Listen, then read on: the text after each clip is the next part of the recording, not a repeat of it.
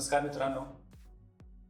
तर object oriented programming पिलर्सच्या आजच्या व्हिडिओमध्ये आज आपण बघणार आहे ॲब्स्ट्रॅक्शन म्हणजे काय. तर सिंपल ॲब्स्ट्रॅक्शन म्हणजे हायडिंग कॉम्प्लेक्सिटी किंवा हायडिंग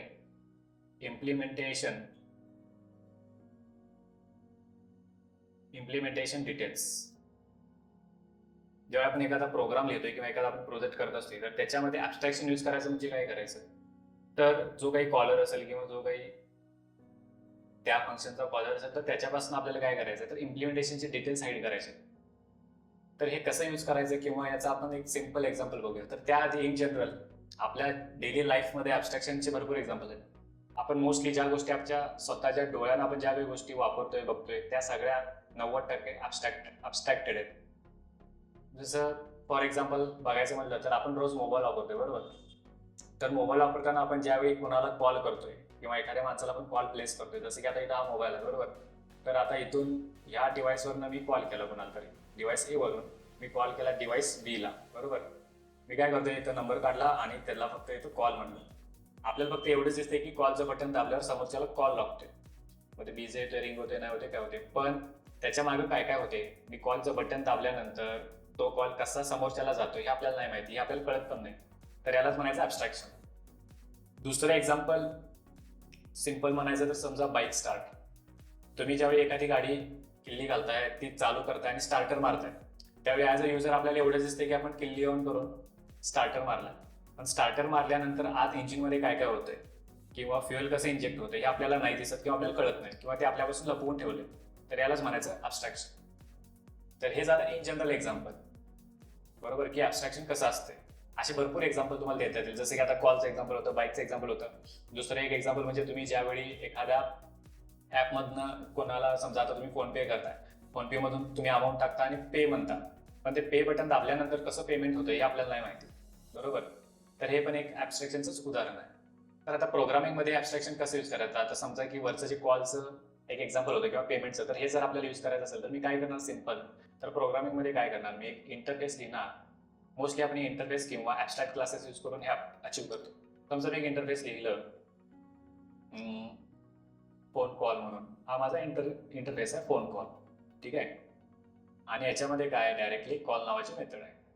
ती कॉल मेथड आहे आणि याच्यामध्ये ती इनपुट घेत्या फोन नंबर, ठीक आहे. ती इनपुट घेत्या फोन नंबर. तर हा इंटरफेस आहे. आता फोन कॉल ज्यावेळी म्हणतोय तर याचे भरपूर एक्झाम्पल असू शकते. जसं व्हॉट्सअप कॉल आहे, बरोबर. तर मी व्हॉट्सअप वापरून पण कॉल करू शकतो. तर मग एक इम्प्लिमेंटेशन याचं कसं असेल की बाबा क्लास व्हॉट्सअप कॉल, ठीक आहे, क्लास व्हॉट्सअप कॉल, आणि तो इम्प्लिमेंट करणार हा माझा इंटरफेस फोन कॉल, बरोबर. आता हा जो फोन कॉल आहे हा व्हॉट्सअप कॉलवरनं जाईल, बरोबर. हा व्हॉट्सअप कॉलवरनं जाईल. सिमिलर तसंच समजा अजून एक एक्झाम्पल असते, क्लास रेग्युलर फोन कॉल किंवा सिम्पल फोन कॉल. सिम्पल म्हणण्यापेक्षा आपण त्यांना म्हणूया की नेटवर्क कॉल. सिम वापरून जो कॉल करणार त्याला सिम कॉल, तो पण हाच इंटरफेस यूज करणार की फोन कॉल, बरोबर. आणि ते परत त्याच्यामध्ये मग टॉर्च वगैरे कनेक्ट कसं करायचं, काय करायचं, ह्या सेम क्लासची ती रिस्पॉन्सिबिलिटी आहे की कसं करायचं. सेम अगेन समजा अजून की मी एक्झाम्पल घेतलं की क्लास इन्स्टा कॉल. तर माझ्या ॲपमध्ये समजा मी एवढ्या पद्धतीचे कॉल सपोर्ट करतोय आणि हे पण काय करते, इंटरफेस फोन कॉलला इम्प्लिमेंट करते. तर आता सगळ्यांमध्ये कॉमन काय माझे, तर ह्या सगळ्या क्लासेसमध्ये कॉल नावाची मेथड असणार आहे, बरोबर. आणि ही काहीतरी इनपुट पॅरामीटर घेणार आहे.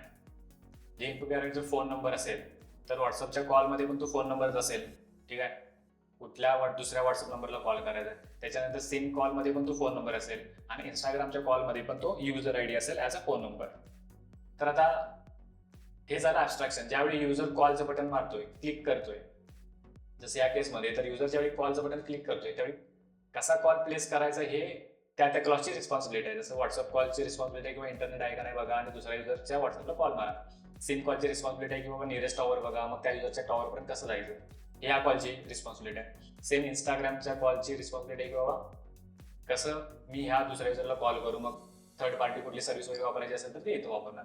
तर हे झालं प्रोग्रामिंगचं एक्झाम्पल. अजून एक दुसरं एक्झाम्पल जर घ्यायचं झालं तर अजून एक आपण करू शकतोय ते म्हणजे समजा मी अजून एक इंटरफेस केला, इंटरफेस, आणि याला नाव दिलं समजा पेमेंट, जे आता मोस्टली आपण गुगल पे, फोन पे वगैरे सगळं वापरतोय, तर पेमेंट. आणि याचं मी काय केली, पे नावाची एक मेथड टाकली, पे आणि अमाऊंट. बरोबर, पे आणि अमाऊंट. आता पे बटन दाबल्यानंतर काय होतं हे युजरला नाही माहिती, मग ते काय होतं हे आपण कुठे लिहिणार, तर या पेमेंटच्या क्लासेसमध्ये. जसे की समजा एक क्लास असणार आहे suppose UPI payment, UPI payment, ठीक आहे. दुसरा क्लास असेल समजा बँक पेमेंट, जे डायरेक्ट अकाउंट ट्रान्सफर असेल, ठीक आहे. तिसरं काहीतरी असेल समजा for example card payment, card payment. आणि हे सगळे क्लासेस काय करतात आपले, तर ह्या पेमेंट इंटरफेसचा यूज करते. आणि अशा पद्धतीने आपण काय करतोय, तर ऍब्स्ट्रॅक्शन अचीव्ह करतोय इन प्रोजेक्ट किंवा इन प्रोग्रामिंग. होप की तुम्हाला एक सिंपल ऍब्स्ट्रॅक्शनची कन्सेप्ट याच्यातून समजली असेल. तर एवढंच लक्षात ठेवा की ऍब्स्ट्रॅक्शन म्हणजे हायडिंग कॉम्प्लेक्सिटी किंवा इम्प्लिमेंटेशन डिटेल्स. तर परत भेटूया पुढच्या व्हिडिओमध्ये. पुढचा व्हिडिओ असणार आपला पॉलिमॉर्फिझमवर. तर पॉलिमॉर्फिझम म्हणजे काय किंवा ते कसं अचीव्ह करायचं प्रोग्रामिंगमध्ये. तोपर्यंत जय हिंद.